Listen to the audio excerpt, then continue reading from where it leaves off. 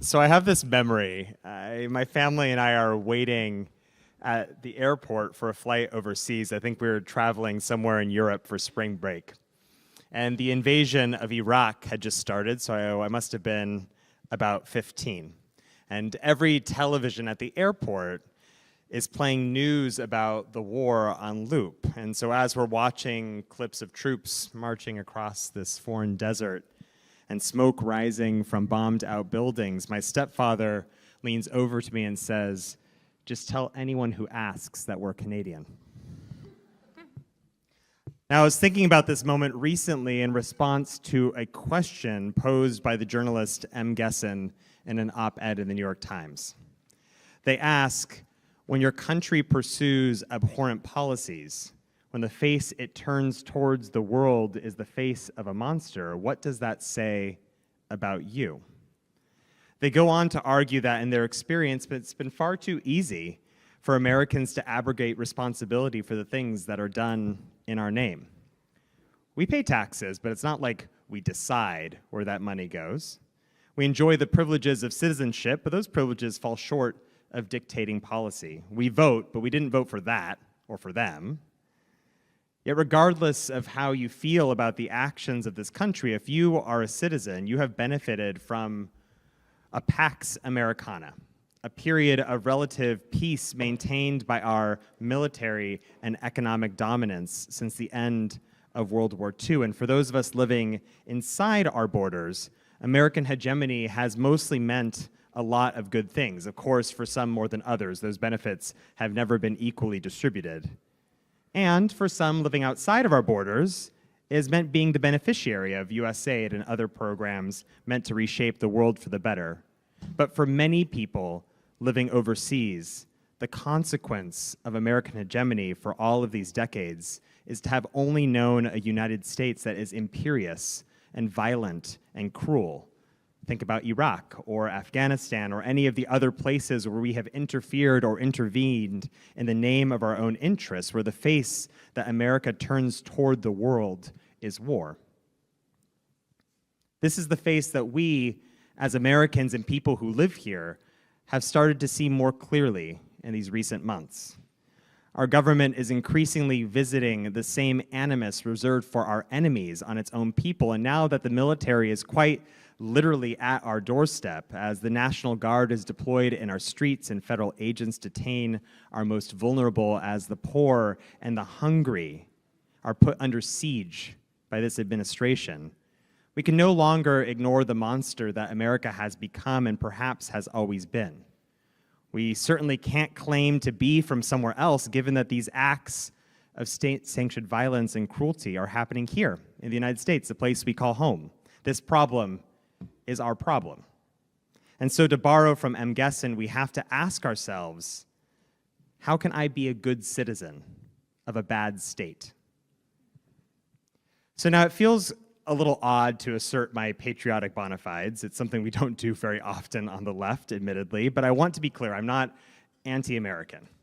In fact, I'm quite proud to be from this country. I find purpose in the promise and project of this nation that we can create e pluribus unum, out of many one, even if we speak and eat and pray and work and love in different ways. How lucky we are to live in a place where the world's diversity is just down the street or a short bus ride away.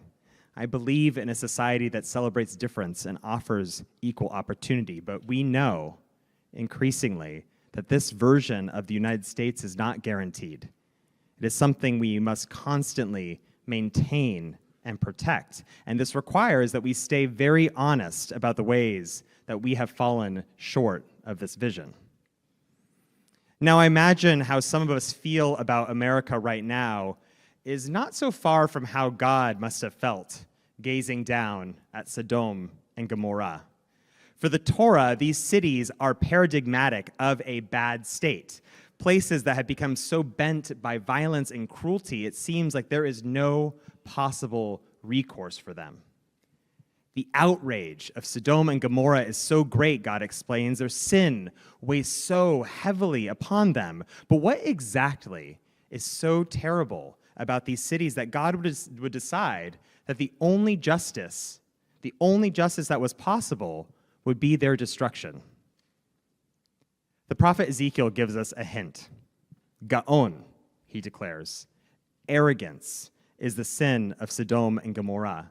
Despite being blessed with abundance, its citizens did not help those in need. Instead, fear replaced their capacity for generosity with greed and paranoia, worried that the traveler or the person seeking a better place to live or someone from the other side of town or even perhaps their neighbor would take what was theirs. And so they turned to violence and cruelty not only toward the people living outside of their walls, but toward each other as well. Rabbi Lizzie shared a few stories of their most egregious behavior in her sermon last Shabbat. You should go listen to it. But in the midst of this, in steps Abraham. He challenges God, not only one time, but 6 times. Will you sweep away the innocent with the guilty? Abraham asks. Will you wipe out these cities and not forgive them?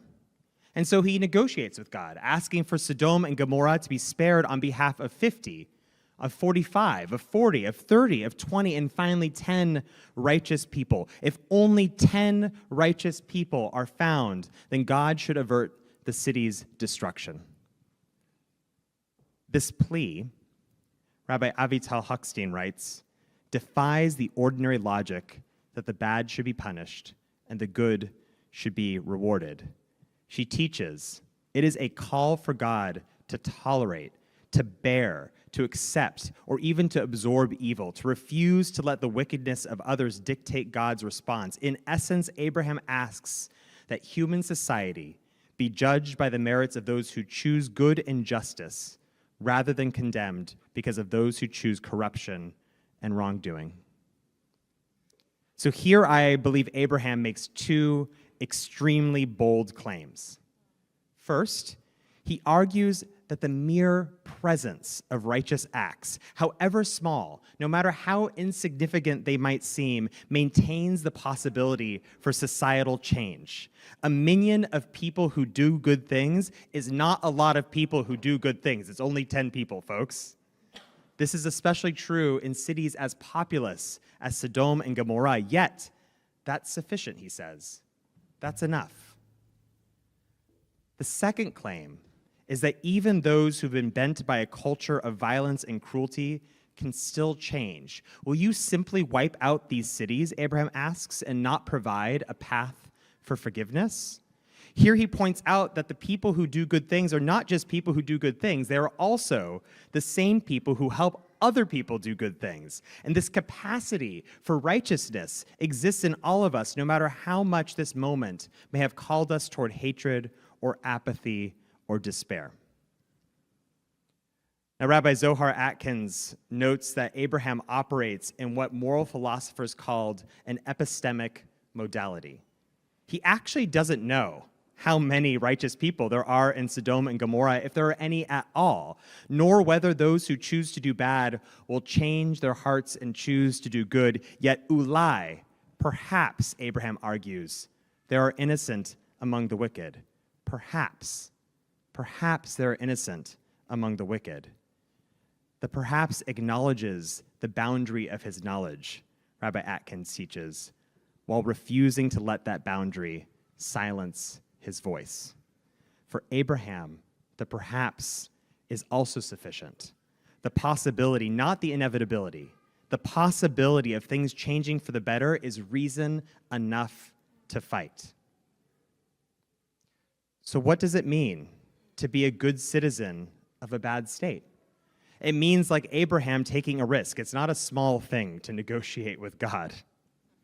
It means taking a risk. Abraham sees the injustice of the world and refuses to ignore it. He insists on justice, but not just any kind of justice, the kind of justice that opens the door for the future he wants to live in. And so I have to ask us, as good citizens of a bad state, what is the future that we want to live in? What is the future that we want to live in? We must be insistent about its possibility, even if we don't know it will come true. And we must be bold in our pursuit of it, even if we don't know the impact of our actions. We must not forget the power of one righteous act, because one becomes 10, and 10, 20, and 2030 and 3040, 4045, and 4550. So earlier today, I attended Faithful Friday. This is a multi-faith gathering that's going to be happening once a month, the first Friday of every month. And this month they chose to gather at the Broadview ICE Detention Center. It was organized by Faith Over Fear, a coalition of leaders from spiritual and cultural communities from across the city of Chicago. And we shared songs and rituals from our traditions, Indigenous American, Jewish, Catholic, Protestant, and Muslim. And then together we presented a letter requesting entry into the detention center to provide pastoral support for the people being held there, which is, by the way, their legal right. And while we knew that the chance of being allowed in was negligible, I said no, we still showed up for the possibility of what might happen if we come together as a community. And at the same time, Rabbi Lizzie was downtown at a press conference with United for Chicago. It's been a very busy day for the Mishkan rabbis. And this gathering brought together clergy and business owners and civic leaders and philanthropists from all over the city to denounce the tactics being used by ICE in our neighborhoods. And these were very different ways of doing something good, but they reminded me of a simple truth. Sometimes being a good citizen just means showing up. It just means showing up. It means accepting the invitation to be present. And that might mean taking to the streets. And that might mean attending a meeting. And that might mean sitting down at the table to have a hard conversation. That might mean carrying a whistle in your pocket. That might mean being present for school pickup and drop-off. That might mean patronizing migrant-owned businesses that are in desperate need of customers. Because showing up is one way to ensure that there is at least a minion of people doing good things, at least 10 people who care and who will bear witness and who will work together to maintain our vision of a just future. Our tradition teaches us that that small number is enough, not only to avert destruction, but more importantly, to find a path forward. And I guarantee that if we all show up, if we make a minion upon a minion upon a minion in whatever way we can, that number will grow and grow until the possibility of the future that we want to live in becomes an inevitability. Shabbat shalom. Shabbat shalom. Whew. If you felt moved to clap there, feel free. That's fine. That's fine. That's okay.